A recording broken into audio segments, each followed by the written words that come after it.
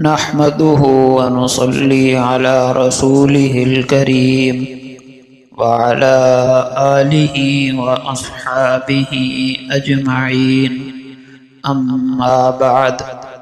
محترم سامعین، رسول اللہ صلی اللہ علیہ وسلم کا معمول تھا کہ آپ جب نئے چاند کو دیکھتے تو یہ دعا ضرور مانگا کرتے تھے: اللہم اہلہ علینا بالیمن والایمان والسلامۃ والاسلام ربی وربک اللہ۔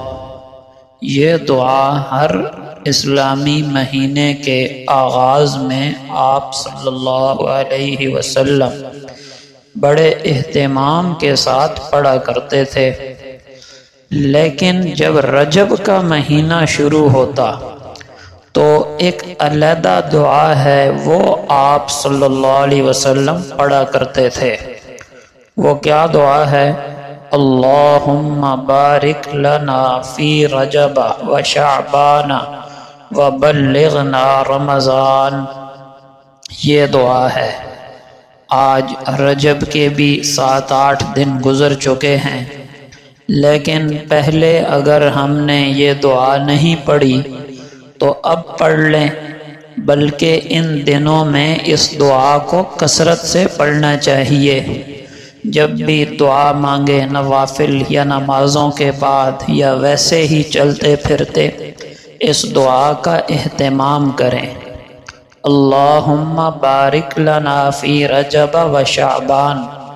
اے اللہ، ہمارے لیے رجب کے مہینے کو بھی بابرکت بنا دے، مبارک بنا دے، اور شعبان کے مہینے کو بھی مبارک اور بابرکت بنا دے۔ وبلغنا رمضان، اور ہمیں رمضان تک پہنچا دے، یعنی ہمیں اتنی زندگی عطا فرما صحت اور عافیت کے ساتھ کہ ہم یہ والا رمضان بھی اپنی زندگی میں دیکھ سکیں۔ ان 2 مہینوں کو یعنی رجب اور شعبان کو مبارک بنانے کا یہ مطلب ہے کہ اے اللہ، ان مہینوں کے اوقات ہم سے ضائع نہ ہو جائیں، ایک ایک لمحہ ہمارا ان دونوں مہینوں کا قیمتی بن جائے، تاکہ جب رمضان کا مہینہ شروع ہو تو ہم پورے طریقے سے رمضان کے لیے تیار ہو چکے ہوں، اور رمضان آنے سے پہلے پہلے ہم اپنے گناہ معاف کروا چکے ہوں، تاکہ جو ہی رمضان شروع ہو تو رمضان شروع ہوتے ہی ہم رمضان کی برکتوں سے، اس کی رحمتوں سے خوب فائدہ اٹھانے والے بن جائیں۔ کیونکہ میرے محترم دوستو، یہ رمضان آخرت کی اور نیکیوں کی کمائی کا ایک سیزن ہمارے پاس آ رہا ہے۔ گویا آپ صلی اللہ علیہ وسلم رمضان کی تیاری رمضان سے 2 مہینے قبل ہی شروع فرما دیتے تھے، تو ہم بھی ابھی سے فکر شروع کر دیں کہ انشاءاللہ اس مرتبہ پورا رمضان عبادات میں اور ہر قسم کے گناہ سے بچ کر گزاروں گا۔ لہٰذا ان دنوں میں ہم رمضان کی تیاری شروع کر دیں اور یہ دعا بھی پڑھتے رہیں کثرت سے۔ جس طرح ہمارے گھروں میں جب شادی کا موسم ہوتا ہے، کسی کی شادی طے ہو جاتی ہے تو مہینوں پہلے تیاریاں شروع کر دی جاتی ہیں، مہینوں پہلے۔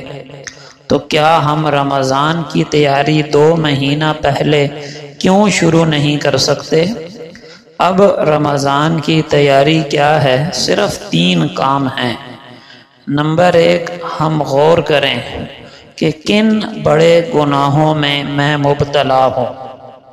خدا نخواستہ کوئی کبیرہ گناہ ایسا ہے جو میری زندگی کا حصہ بن چکا ہے تو پورے 2 مہینے ہیں میرے پاس، میں اس گناہ سے توبہ کروں پکی سچی۔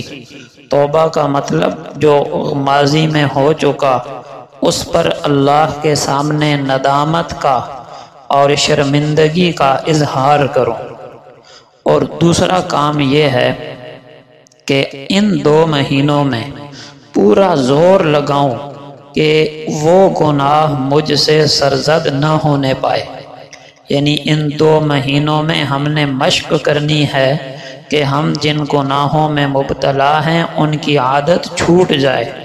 کوئی حرام دیکھنے میں مبتلا ہے، کوئی غیبت کے گناہ میں مبتلا ہے، کوئی غصے کا مریض ہے، کوئی بد اخلاق ہے، بد زبان ہے، گالیاں دینے کا عادی ہے، کوئی بھی گناہ ہے، پورا زور لگا دیں کہ ان 2 مہینوں میں ہم نے خاص طور سے گناہ سے بچنا ہے۔ اگر ہم نے ابھی سے اس کی تیاری نہ کی تو خطرہ ہے کہ کہیں ماہ مقدس آ جائے، رمضان آ جائے اور ہم اس مہینے میں کہیں کوئی گناہ نہ کر بیٹھیں، اس کا خطرہ ہے۔ اور رمضان کے مہینے میں جس طرح عبادات کا اجر بڑھ جاتا ہے تو گناہ کی سزا اور عذاب اور وبال بھی بڑھ جاتا ہے۔ تو پہلے سے تیاری ہو تاکہ رمضان میں کوئی گناہ ہم سے سرزد نہ ہونے پائے۔ اور تیسرا اور آخری کام رمضان کی تیاری کے لیے ابھی سے کرنے کا یہ ہے کہ ہم نفل عبادات کا، فرائض تو ہر حال میں فرض ہیں، اس کے علاوہ نفل عبادات کا ایک نظام بنائیں، ایک معمول بنائیں، تاکہ جب رمضان کا مقدس مہینہ آئے تو پہلے سے معمول بنا ہوا ہوگا تو رمضان میں اس معمول میں اضافہ کرنا آسان ہوگا۔